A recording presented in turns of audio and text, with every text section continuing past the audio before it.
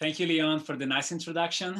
Today, I'm going to present on a new class of polymer membranes with exceptional performance and stability, a collaboration between the Smith Lab and the Swagger Group at MIT.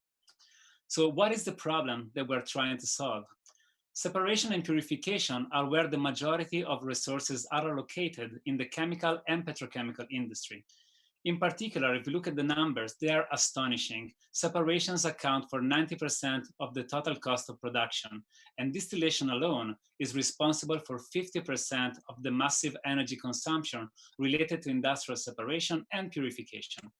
On top of the energetic considerations, they are also responsible for 16% of the direct CO2 emissions. So, is there a clean solution to this global problem? Membrane technologies represent a sustainable alternative to perform separation. They act as molecular filter and they are energy efficient. In fact, no heat is required to make the separation happen. They are reliable because they do not feature moving parts. They are environmentally friendly because they do not need toxic solvents. And they're also scalable because they are intrinsically modular technologies. So why membranes are still not the standards for gas separation at industrial level? So there's a series of pain points related to commercial polymers. In particular, they have a limited synthetic tunability. In fact, we're still using membranes that were developed in the 90s. And they feature poor stability, especially at high temperature and high pressure. And they also have suboptimal performance, in particular related to permeability and selectivity. So where do we bring innovation here? We developed a new platform of polymers that feature a new battle brush architecture where we have a flexible backbone that is here highlighted in yellow that connects pore generating side chains, here represented in brown. And on top of the novel architecture, those systems, they feature a series of parameters that can be tuned to address different applications. In particular, we can change the functionalities and we can replace them in order to change the chemical affinity between the gas molecules and the polymer itself. We can also change the side chain length because we can pre-design the side chain and change the number of repeating units by generating different types of porosities. And eventually we can also change the molecular weight, which means we can connect more or less side chains to the flexible backbone, effectively changing the mechanical properties. And this way we can increase the portfolio of gas separations that we can target. So now let's focus just on the aspect of functionalities. These two structures are too analogous. And the red one features the O-methoxy functionality, while the blue one features the CF3 functionality.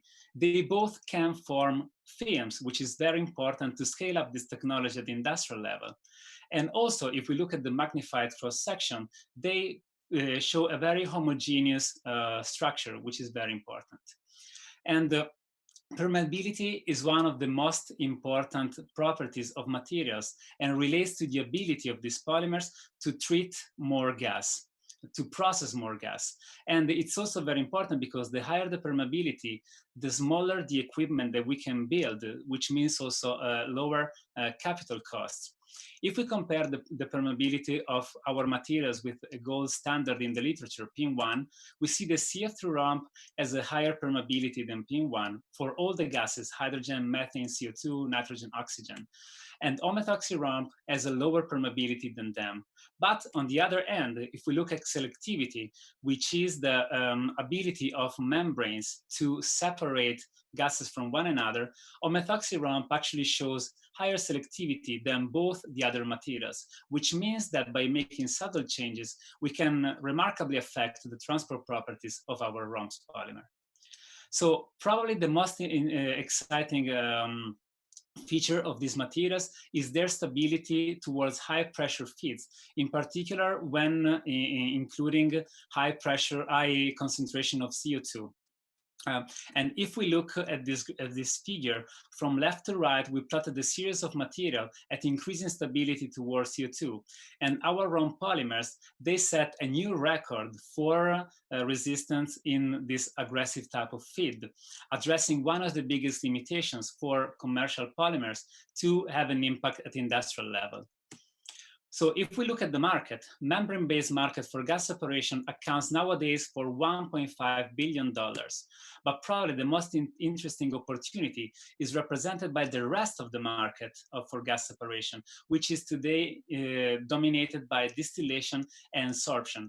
And we believe that in the next couple of years, we can enter the market that is membrane-based today, but also increase the market for membranes, because now we can provide what is missing today for membrane technologies to be better than traditional ones and replace them with a plus for the environment and also for the financial aspect of companies that decide to implement these membranes. And the first two applications that we will target are natural gas upgrading and CO2 capture from point sources. And I would like to conclude with this sentence from President Rife, who said that although the world is currently focused on the pandemic threat, and we're all committed to finding a solution to that, climate change is still the defining challenge of this century, and the MIT community can do a world of good. And that's what my team and I are also committed to do. And here is my team, and we're all very happy to meet you now at the breakout session. Literally, industrial partners, investor, incubator affiliated, prize and challenge organizers, and in general, curious people are all welcome to join us. And we're looking forward to see you all. Thank you so much.